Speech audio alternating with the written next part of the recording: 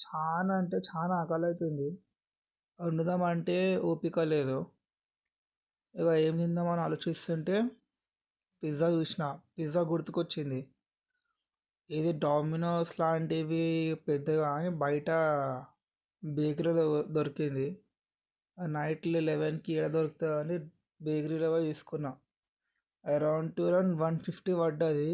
ఒకటి నేను అట్లనే పేపర్ బోర్డ్ తీసుకున్నా, 20 రూపీస్, టోటల్గా 170 పడ్డది. పిజ్జా కింద ఈ ఫ్లేక్స్ ఇచ్చిండు. ఒకటి చిల్లీ ఫ్లేక్స్, ఒకటి సంథింగ్, ఇంకొకటి ఫ్లేక్ ఇచ్చిండు. కానీ ఎక్కువ సాస్ ప్యాకెట్ ఇచ్చిండు. మరి సాస్ ఎవరు ఉంటుంది పిజ్జాలో? అస్సలు టేస్ట్ వస్తా. ఫ్లేక్స్ అంటే కొంచెం స్పైసీ అనిపిస్తుంది కాబట్టి తినొచ్చు. సాస్ ఎందుకు?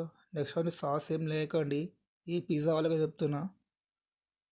జస్ట్ మీరు నార్మల్గా పిజ్జా అయినా ఇట్లా చీజ్ ఇట్లా వస్తున్న మస్తు టేస్ట్ అనిపిస్తుంది. మా సాస్ వేస్తే మా టేస్ట్ మొత్తం పోతుంది. మళ్ళీ ఇంకా స్వీట్నెస్ ఎక్కువ అయిపోతుంది. సో నెక్స్ట్ టైం నుంచి సాస్ వేయకండి. టేస్ట్ చేసిన ఓకే, తినొచ్చు.